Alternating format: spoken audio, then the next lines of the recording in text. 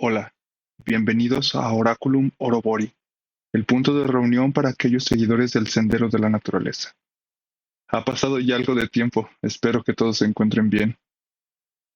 Bueno, iniciemos el video de hoy con algo de contexto. Bueno, de manera muy rápida, yo me encuentro en México y últimamente ha salido mucho a tema de conversación Yucatán y la estatua de Poseidón y quisiera comentar algo al respecto y al mismo tiempo aprovechar para dar una introducción a otros temas. Y bueno, ¿qué pasa con esta estatua? La noticia, en pocas palabras, es que los ciudadanos están pidiendo retirar la estatua, atribuyéndole las recientes tormentas en Yucatán. Más específicamente, se le atribuye que las tormentas están empeorando o que son más desastrosas de lo que se pronosticaba. En sí, se le atribuye que ocasiona los destrozos. A lo que yo comento, a manera de broma, colocaron la estatua del dios de las tormentas en su playa. ¿Qué esperaban? Pero, ¿es esto suficiente? El hecho de tener una estatua de cualquier cosa invoca las características buenas y malas de este arquetipo. Y la respuesta es sí y en parte no. Y para eso hablaremos un poco del símbolo. ¿Qué es el símbolo y cómo funciona? En pocas palabras, el símbolo es una representación de alguna idea o cosa. El símbolo se utiliza para invocar en nosotros ciertas ideas de manera rápida e inmediata que en forma escrita no tendrían tanto poder. Podemos observar esto en las señales de carretera, por ejemplo, donde es más fácil poner una señal de curva que escribir curva en sí. Esto porque el símbolo se reconoce de inmediato y trae a nuestra atención todo lo que sabemos sobre lo que representa. Hay que bajar la velocidad, tener precaución, vamos a girar, etc. Y todo esto con ver una figura. En un instante toda esa información está presente. Pero ¿de dónde vino esta información? Pues de nuestro contexto social y personal, o en otras palabras, de nuestra experiencia personal con el símbolo y lo que hemos aprendido de nuestra comunidad sobre ese mismo símbolo.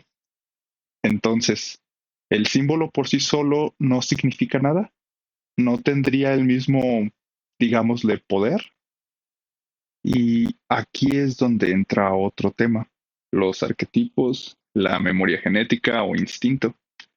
Tal vez nunca has visto un símbolo de curva, digamos, pero al ver un triángulo, puntas y el color amarillo, tal vez no sepas de qué se trata, pero te genera una sensación de debería tener cuidado. Y esto se consigue activando ciertas áreas de nuestro inconsciente o instinto. Las puntas nos recuerdan a los colmillos. Cosas con colmillos son peligrosas. Los colores brillantes normalmente los encontramos en la naturaleza como señal de peligro o como señal de atención. Por lo tanto, existe una base de datos básica recolectada por mamíferos a lo largo de su existencia, que reside en algún lugar de nuestra conciencia y nos da información. Volvamos a la estatua. ¿Tiene poder por sí misma? Llamemos poder a su capacidad de invocar información desde nuestra conciencia.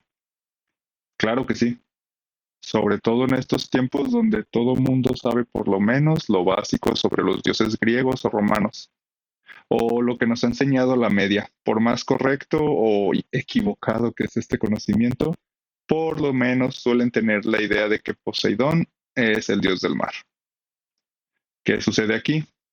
Pues esto invoca en nuestra conciencia una lista de definiciones, prejuicios, juicios, emociones, conocimientos, etcétera, etcétera, y todo en un instante. Y muchas veces ni siquiera nos damos cuenta de qué está sucediendo y que está sucediendo automáticamente. Con el simple hecho de pensar en la estatua, verla de reojo, le estamos arrojando todo este significado y este significado le da vida al símbolo. En este caso, la estatua.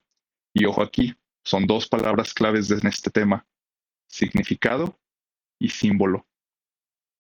Entonces podemos decir que la estatua por sí misma no invoca las cualidades de Poseidón, sino que es la estatua a través de la intención de la gente. La estatua solo como un símbolo, un punto físico que reúne toda esa energía de la conciencia humana y manifiesta esa realidad. Esa ha sido la función de las estatuas en los templos desde siempre. enfocar las características de alguna cualidad natural en la conciencia de las personas para que pueda manifestar sus cualidades. Veámoslo como una forma de concentrarse en algo. Por sí misma, la estatua no tiene poder, sino que es la atribución de la gente la que le da ese poder. Y no me refiero a poder como únicamente poder mágico, por así llamarlo. Tal vez, aunque no hubiese existido la estatua, las tormentas en Yucatán de igual forma hubieran causado la misma cantidad de problemas. Y en este caso, tal vez la gente lo haya visto únicamente como una tormenta que vino y hizo sus destrozos. Recordemos que nuestra conciencia tiene mucho que ver en cómo percibimos las cosas. Tal vez solo porque hay algo que culpar, se creó la idea de que las tormentas fueron muy desastrosas, o se resaltó dicha idea. Tal vez pudo haber sido percibida como cualquier otra tormenta que dejó su desastre y no ser tanta noticia, o se le pudo haber asignado la culpa a otra cosa y hubiésemos tenido algún otro culpable. Incluso la estatua podría ser solo distracción para que la gente culpara algo que no fuera, bueno, los verdaderos culpables del daño ecológico en la zona. También recordemos los milagros atribuidos a estatuas religiosas. L- En sí es, la mayoría de los casos, es el mismo subconsciente de la persona el cual la sugestiona para obtener estas curaciones milagrosas. Y al fin y al cabo, ¿qué importa si fue solo sugestión? El punto es que funcionó. Entonces, recordemos que toda magia actúa en la conciencia o en el inconsciente. Y por lo tanto, el control del inconsciente es magia. El control de uno mismo es magia. Y por eso, la máxima mágica más importante, conócete a ti mismo. Entonces, ¿la estatua por sí sola es una roca? Sí y no. Mientras no haya algo que pueda vertir conciencia sobre el símbolo, este no cobrará fuerza. Se requiere al menos algún tipo de conciencia que sea consciente, válgame la redundancia, del símbolo para que éste exista. Pero recordemos que hay conciencia en todo. El planeta en sí es conciencia. También el cosmos y los distintos tipos de inteligencias.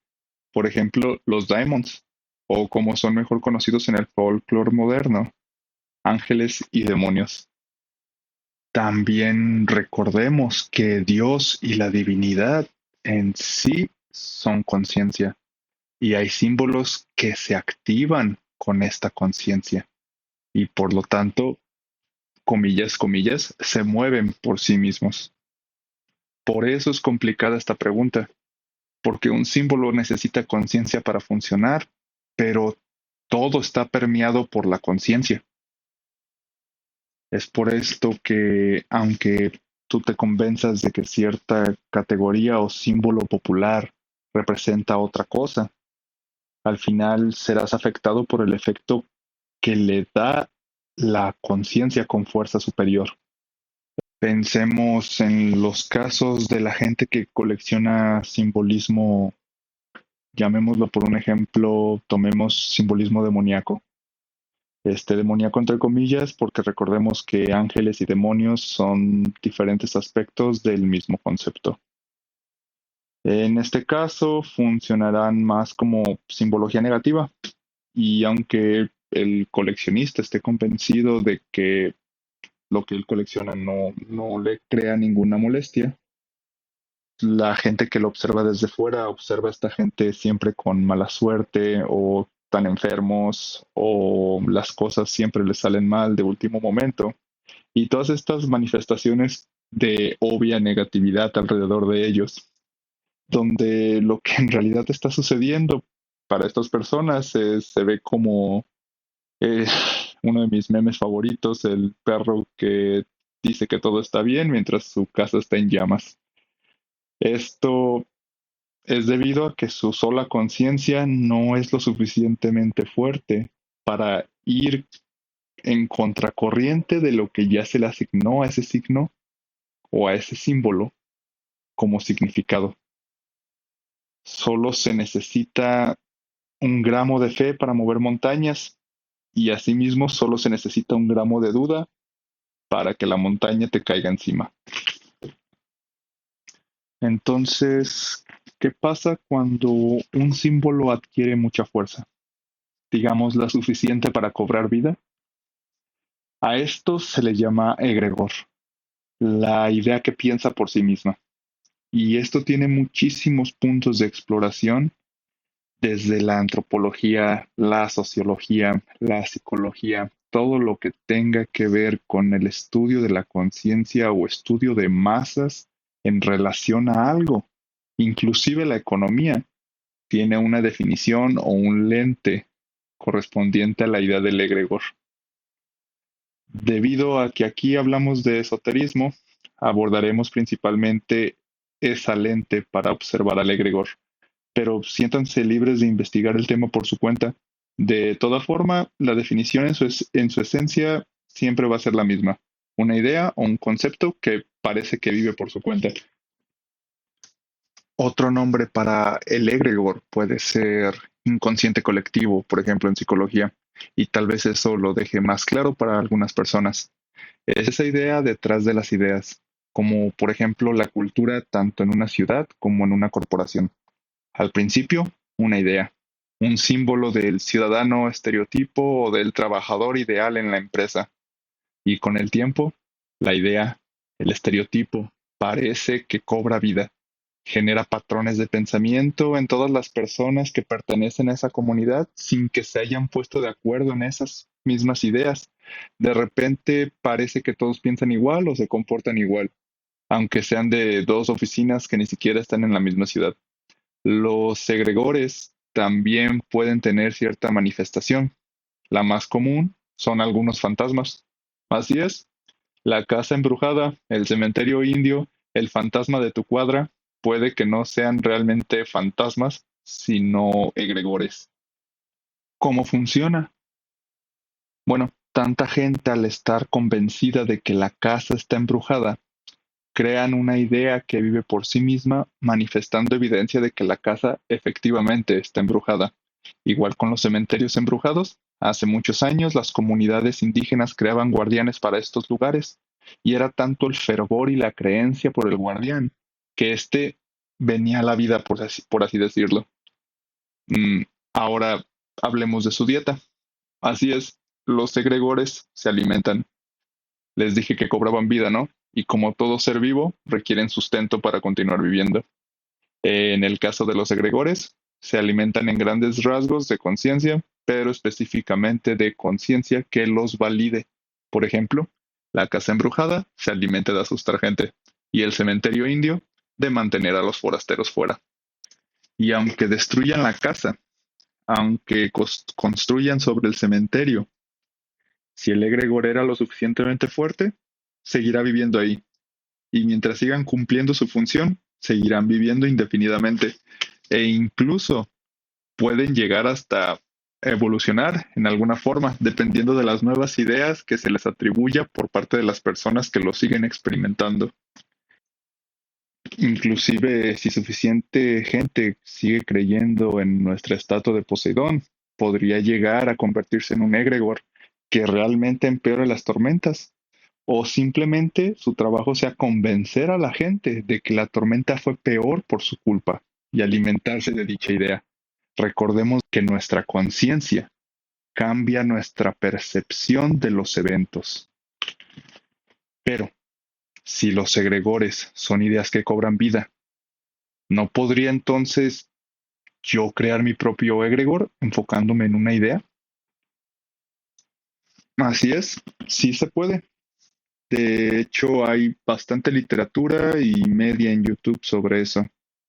Inclusive la idea de egregor se puede poner detrás de algunos hábitos que tenemos, incluso sobre todo los hábitos destructivos que no sabemos por qué no podemos, qué es esa voz que me está impulsando a esto. Muchas veces puede ser un egregor que nosotros mismos creamos al tener la idea que nosotros ya somos de cierta forma.